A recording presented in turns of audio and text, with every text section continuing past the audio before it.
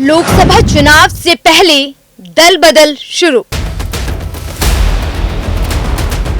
हाथ को छोड़ कमल को थाम रहे बड़े नेता। बीजेपी जब 2014 में केंद्र की सत्ता में आई तो नारा दिया कांग्रेस मुक्त भारत, और अब 2024 में लोकसभा चुनाव से पहले धीरे धीरे कांग्रेस के वरिष्ठ नेता हाथ का साथ छोड़ कमल को ज्वाइन करते जा रहे हैं।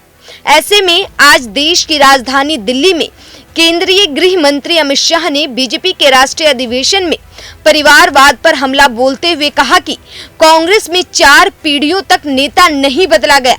ऐसे में हास्य किए गए लोग आज बीजेपी में शामिल होकर लोकतंत्र की यात्रा में जुड़े हैं। अमित शाह ने विपक्ष पर हमला बोलते हुए कहा कि मैं बीजेपी के करोड़ों कार्यकर्ताओं से कहना चाहता हूं, अगले चुनाव में 2 खेमे आमने सामने हैं। एक तरफ है मोदी जी के नेतृत्व वाली एनडीए, तो दूसरी तरफ है कांग्रेस के नेतृत्व में सारी परिवारवादी पार्टियां, घमंडिया गठबंधन। सोनिया गांधी का लक्ष्य राहुल गांधी को पीएम बनाना है, शरद पवार का लक्ष्य बेटी को सीएम बनाना है, उद्धव ठाकरे का लक्ष्य बेटे को सीएम बनाना है, लालू यादव का लक्ष्य बेटे को सीएम बनाना है, तो मुलायम सिंह यादव ने तो अपने बेटे को सीएम बना ही दिया था।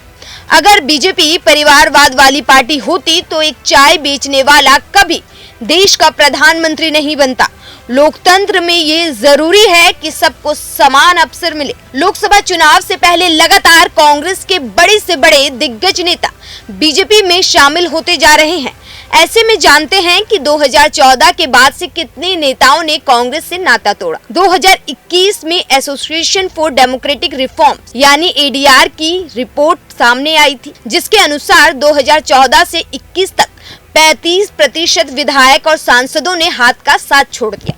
वहीं 35% विधायक बीजेपी में चले गए। इसके साथ ही 20% चुनावी उम्मीदवारों ने कांग्रेस से नाता तोड़ दिया। मतलब ये वो 20% लोग हैं जिन्हें कांग्रेस चुनाव में खड़ा करने वाली थी, लेकिन उन्होंने फिर भी कांग्रेस को छोड़कर दूसरी पार्टियों में चले गए। दिग्गज कांग्रेस नेता रहे ज्योतिरादित्य सिंधिया ने मार्च 2020 में पार्टी से इस्तीफा दे दिया था और बीजेपी में शामिल हो गए थे। वहीं जीतन प्रसाद राहुल गांधी के बेहद करीबी माने जाते थे। उन्होंने भी जून 2021 में कांग्रेस को छोड़ दिया और उसके बाद बीजेपी में शामिल हो गए। पूर्व केंद्रीय मंत्री आरपीएन सिंह जनवरी 2022 में कांग्रेस छोड़कर बीजेपी में शामिल हो गए थे। पंजाब कांग्रेस के अध्यक्ष रहे सुनील जाखड़ ने मई 2022 में पार्टी छोड़ दी थी।